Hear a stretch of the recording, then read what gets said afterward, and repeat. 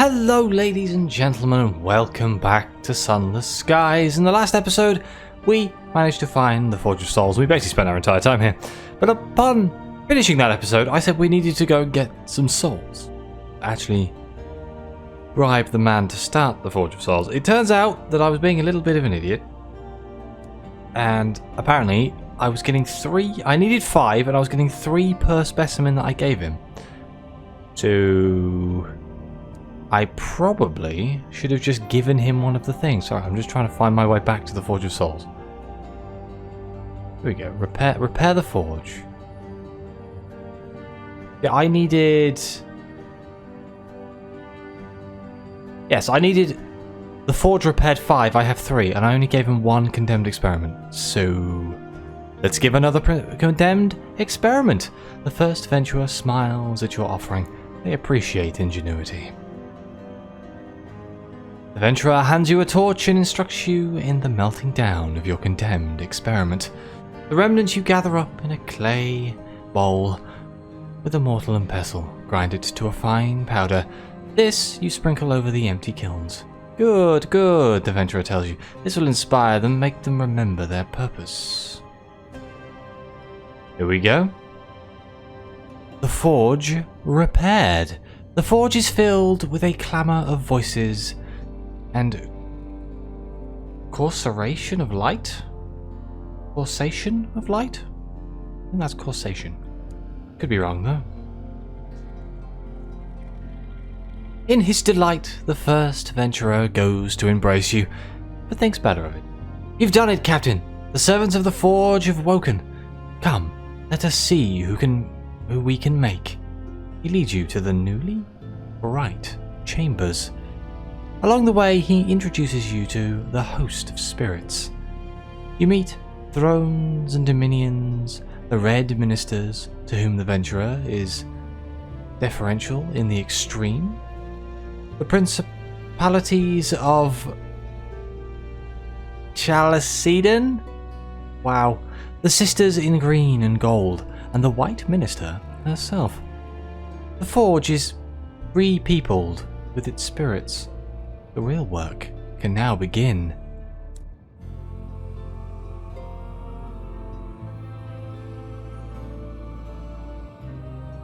So we need to actually donate things to things, okay.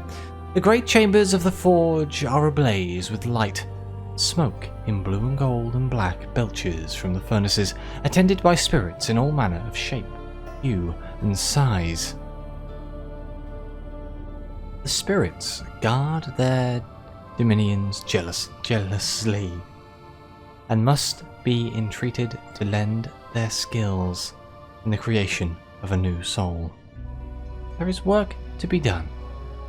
So we can donate items to certain of the spirits to gain unique aspects. These aspects can be combined to create something of your choosing. So, obviously, we have... hang on, in my book. Obviously we have to do here... we've come here for the clay conductor, so we need to make a clay man. But I think that's a different thing entirely. But we did promise the leader of this place that we would, in fact, make her a scribe spinster. So... I kind of feel like we need to do that, don't we?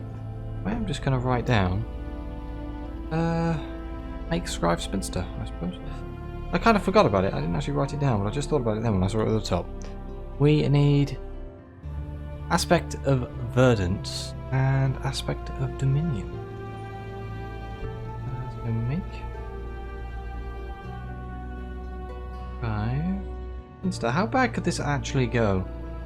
Making a new spinster. Spinsters have been a pain in my ass the entire time I've played this. Now what do we need to get an aspect of virtue? Oh, verdance. Sure, I'm about to find out. I'm literally just writing these down just because so I don't have to be like, what was it I needed again? Right. Nope, that's a B, not a D. That's not how I write. My handwriting got a mind of its own then for a second. Okay, so we have aspect of verdance and aspect of dominion. We can craft crew members. Wow. Get aspects. Ah, okay. Entreat the sisters in green and gold for an aspect of verdance. We need bronze wood. We need 1 bronze wood. So 1 times bronze. And dominion. Oh, 2 panes of glass. That could be annoying. I don't think I have any panes of stained glass. I may do. I haven't seen my bank for a very long time. So, 1 bronze wood and 2 panes of stained glass to make a scribe spinster. That seems awfully cheap, to be honest, to make a life form, but hey, I guess most of the magic is in the forge itself. Also craft an immaculate soul. Ah, the food for the gods. The venturer sounds like they approve. Most of these require dominion, which is very expensive. Okay, well, we can safely say that right now we can leave. But we can come back here, see if we can make it. Consult the spirits of the forge for the clay conductor. Their voices must be perfect, the conductor implores, his ears bright. The sisters in green and gold raise their limbs, as though shrugging. The red ministers are implaceable behind their woven masks. The principalities scurry away from you, and will not consider your request. Only the white minister, bearing her voice in a silken casket, consents to hear you out. She informs you that a new soul requires a template, but the Amaranthine Edict forbids new templates from being created.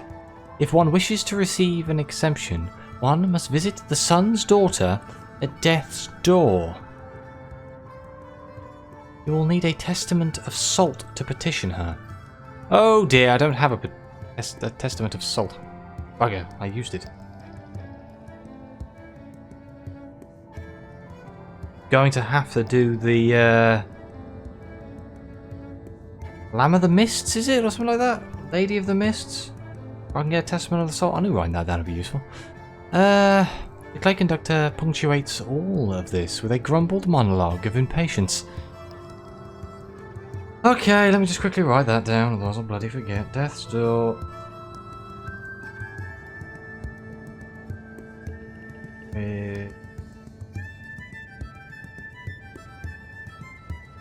I wonder if I can get a testament of salt from anywhere. I know I can definitely get one from here.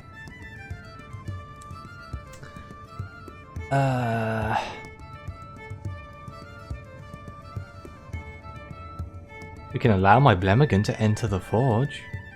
What? But Blemmy! You don't want to go, do you?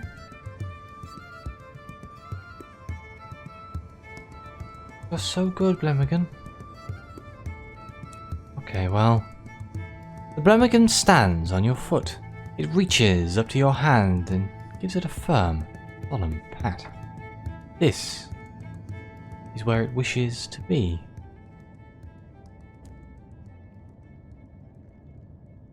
The Blemmigan clambers through the furnace gate and into the forge. It does not look back. Later, when you ask the venturer of the Blemmigan's well-being, he chuckles. Cocky little thing, isn't it? Didn't want any help figuring out the workings of the forge. Funniest thing, it made an identical copy of itself. Bit fatter, perhaps. Calmer, for sure. A mushroom at peace with what it is. That is, being a mushroom. Last I saw of them, they were heading into the Lyceum. Your Blemmigan Voyager has created something to grow old and fraudulent with. It has travelled, adventured, and now it retires with companionship. What human could ask for more? Oh, wonderful. Oh no. I'm a little sad to see him going, but you know. Nice to see his end. We're gonna have to use this cat. Because it's a cat.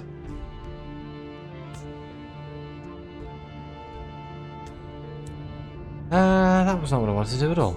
Right, what did I need? A Lyceum. I need to talk to the lady here to see if I can get a Testament of Salt. Oh, bugger, it costs pages, doesn't it?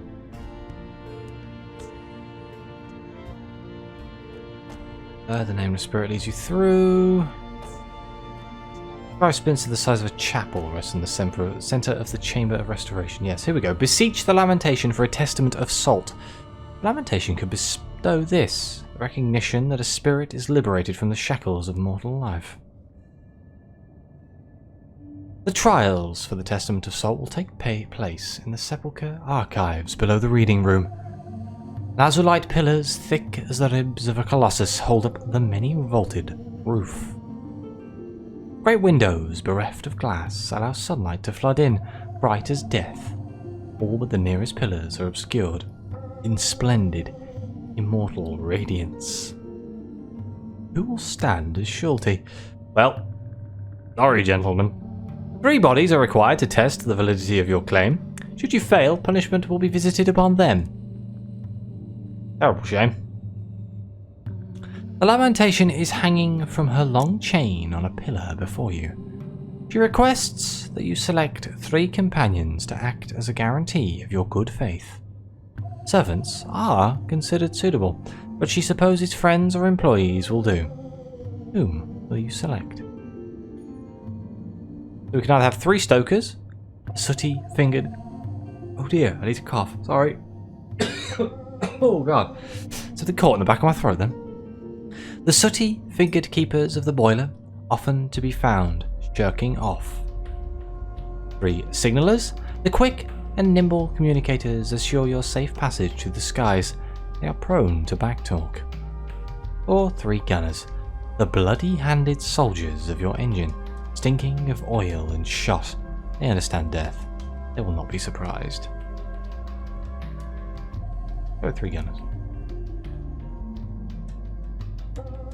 Doors are drawn, grim acceptance dawns.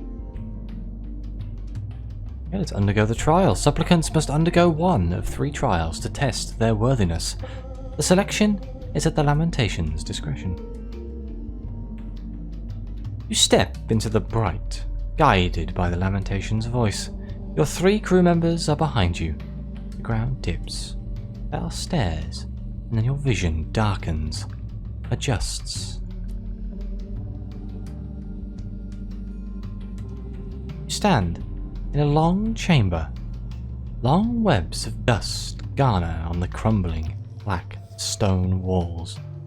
There are gates in the walls, rusted and dust shrouded. At the end of the room is a door the size of a cathedral gate. Ooh, hello.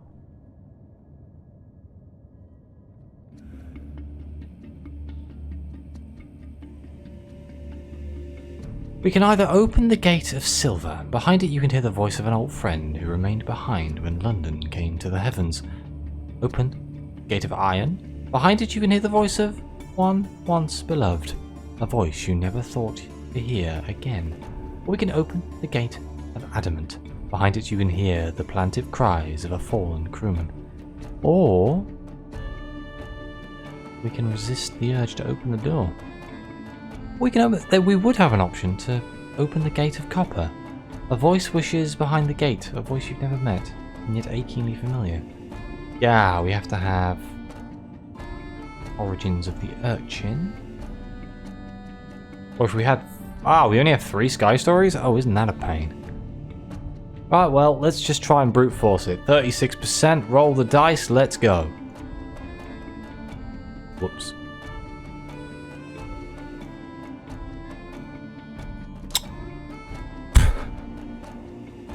Oh no. You resist as long as you're able. Still succumb. You find yourself approaching not the door at the hallway's end, the Gate of Silver. Behind the gate you find a narrow cell. A clay jar sits on a small aperture in the farthest wall. The voice whispers from the jar, "It is your friends, or at least an exact simulacrum." They whisper of home, behind the avid horizon, of things lost and fond remembrance long forgot. Sit and listen for a time, until the unworthy scribe comes to find you. He tells you gently that you failed your trial. Your crew are gone. Damn.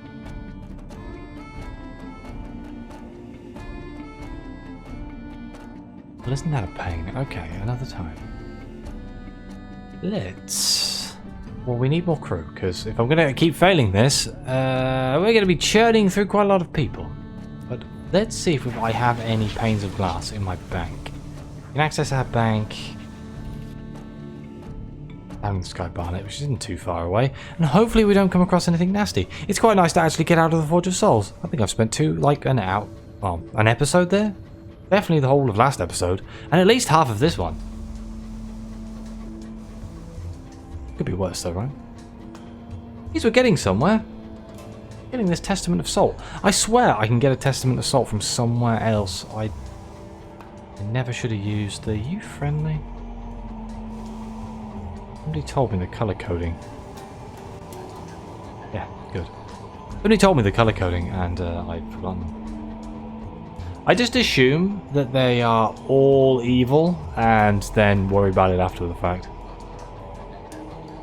I'm about to slam into a wall. I am. Bad driving, bad driving, bad driving. There we go. It's like a courtroom over here, isn't there? The stone-faced court. I swear the stone-faced court, or... Is it the stone-faced court I'm thinking of? I think it is. Or is it the House of Days? I swear one of them you can get a Testament of Salt from doing something or something or something.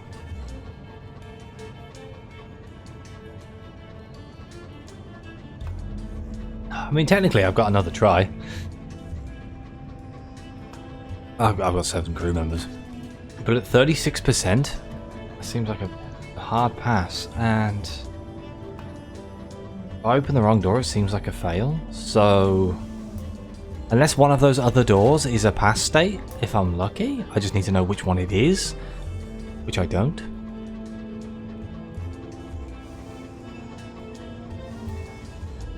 So trial and error is the only thing I can think of.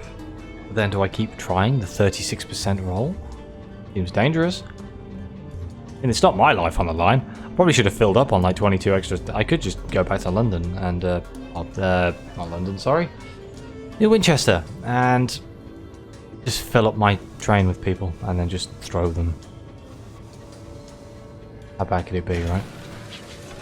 I've had a nice life. I haven't done many nasty things with my crew. Here we go. A handful of London engine crew. That's perfect. I want as many as I can. 3 to 5. Hey, that was a good roll. 5. Oh, a few of the crew are now Shades of the Dead. Damn it. I actually want them to be Shades of the Dead. I thought they were from London. But oh well, it just means that I've got to make sure that I don't accidentally empty my crew and then go back to London and find out they're all going to crumble to dust before I get back to get new ones. So, I'm actually here for the bank. I needed 1 bronze wood. I have bronze wood. I don't have any panes of stained glass. So where do I go to get panes of stained glass? They sell Navarantine gemstones. Symbol of undistinguished soul. Selection of immaculate souls. And sell it here.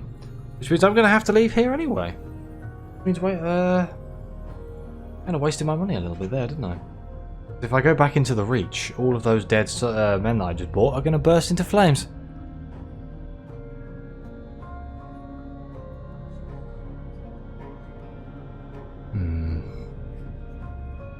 Go check out the House of Days. Random, I know, but I feel like the House of Days or something like that has a court system in it where I can get Testaments of Salt. And it's right here, so I might as well have a look, right? Like, it's just around the corner. And I feel like I haven't been there since I came back to the Blue Kingdom? I may have been. I remember fighting a goddamn curator around here. That was a pain. Like I had like half an episode of just like speeded up fighting of a curator. It sucked really bad. Hey, it's at the House of Days. My voice is really struggling today. I apologise. I think all my streaming yesterday, well, my streaming and my recording, I had two things that had lots of reading in, so I think I've kind of done some damage or something. Ugh, luckily I've got a big glass of water. The house is lit from nowhere in the colour of dawn.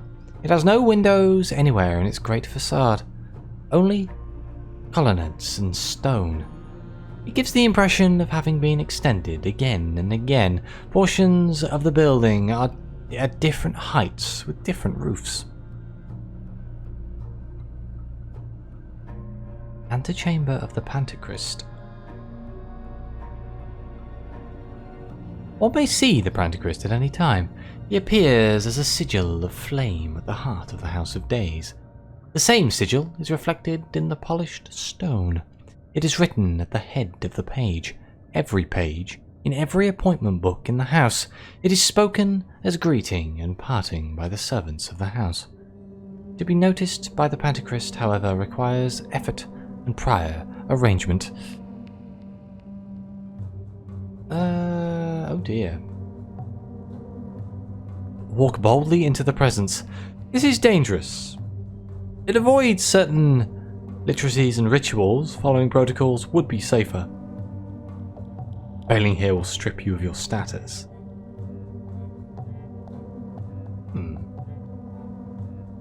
Actually seems kind of useful. As a thing, if I ever wanted to get rid of my status...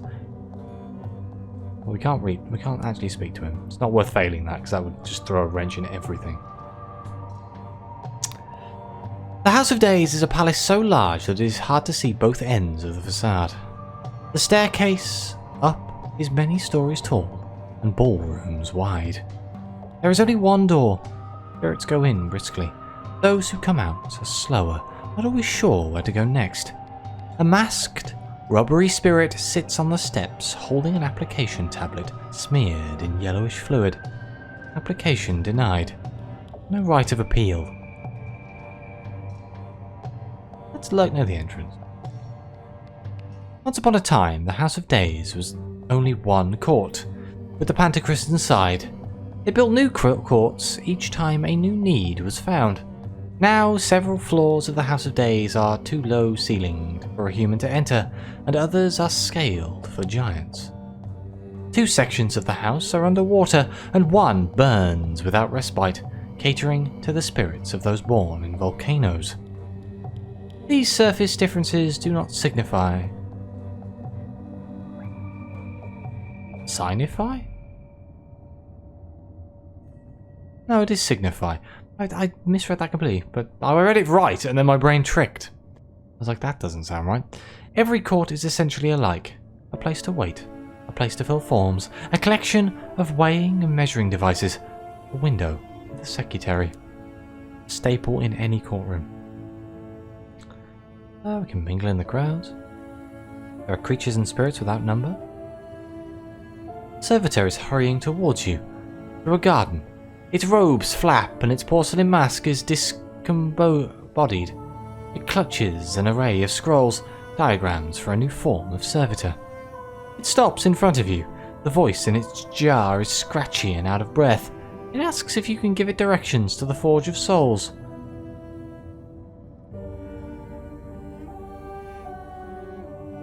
Huh.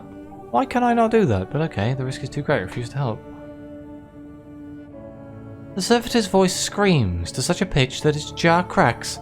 Evidently mortified, the servitor hurls its diagrams to the ground and hurries away. Later, a messenger appears from the Lamentation. The scribe conveys her gratitude and requests you accept this gift.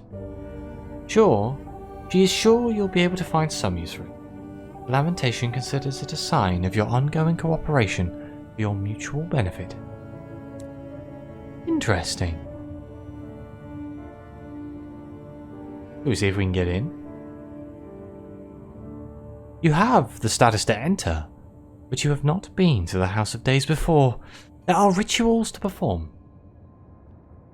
You must be clean in purpose and in body, and to this end you are washed with vinegar and scrubbed with salt. Can you put some of that salt in a bag? I need a testament of it. Then you are given 3 poems in honour of the Sapphired King, which you must read aloud in chorus with the others entering the house just now. Not as bad as my litigator made me think, remarks a cheerful shade beside you. That is before the ceremony of inhalation. You are tested with the odour of the rotting dead, and you only just escape being most improperly ill. After all of this, the attendant directs you towards the Court of Apes. This is where you belong. A man in military trousers reads a newspaper.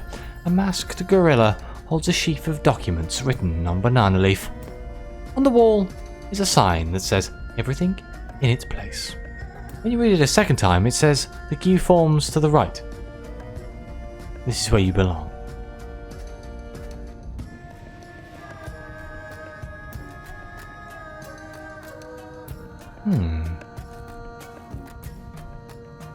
There's a lurk near the Court of Apes. This court attends to apes and monkeys, to humans and to certain orders that appear similar to humans. It issues testaments of the feather. When the attendants think another court should listen to someone's rightful claim, and they say that lightless souls can be cured here, though at a significant price. As you watch, a yoked shade carries a basket of figs. Okay, so testament of feather.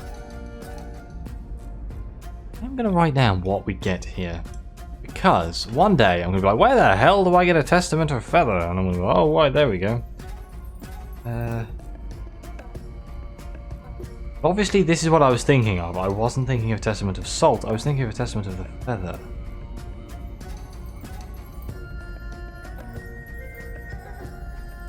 Well, I swear we can break ranks and visit other places? Yes, the Court of Mules. Smaller and more dimly lit than other courts. This place is for applicants who wish to appeal or clarify a previous decision.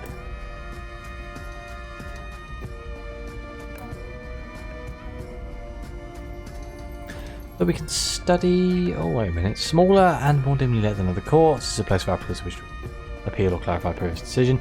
The mask of a pear sapling is next in line, followed by a liger in a striped mask, and a pair of women holding hands. Seek the removal of your curdled soul flaw. Remove the flaw curdled at the permanent cost of 1 irons. What's the sign say?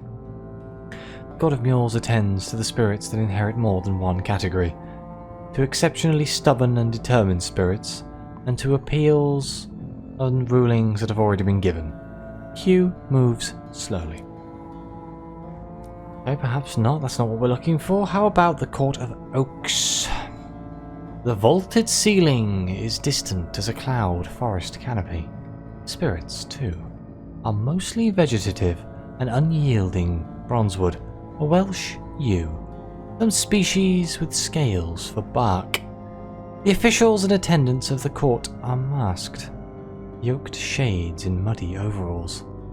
Even this court honours the Pantocrator, highest official of the House of Days. Its name is worked into the soil, expressed in the exact proportions of sand and clay and loam. So we can claim the status of ephemera. You have been yoked long enough. The Court of Oaks might rule you to be free. But we'd also need a testament of salt, which we don't have. Useful to know that we can come here to cure our ephemera, though. We can cure our flickering soul. The Court of Oaks serves creatures with very long lives, those with a great deal of patience, and those bringing suit because a contract or term of service overran its natural bounds. Souls with the flickering flaw can be remedied, though at a significant cost. Those with the yoked status can be returned to ephemera status on recognition that they have been too long in service. Okay. And finally, the Court of the Mayfly. This court is a little bigger than a dressing room.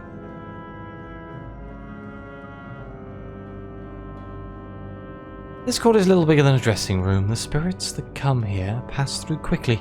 Many of them belong to small creatures, but they are brightly dressed and fast-moving, giving the impression of a midge's wedding.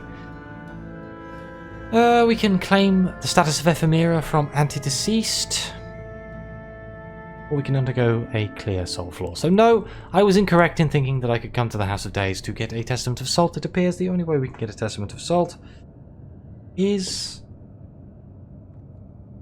at the Forge of Souls. So that could be a problem. But I guess we'll worry about that in the next episode. Maybe if we do the Maker's Scribe Spinster, she'll give us one as a reward for the mission. That's the angle I'm going to currently go with. Otherwise, we're going to have to actually look at what she needs. But I will end this episode here. Thank you very much for watching. Please like, subscribe, let me know anything. Your comments are greatly appreciated. Any ideas? I will always listen. I read them all. But, as always, I'll see you next time.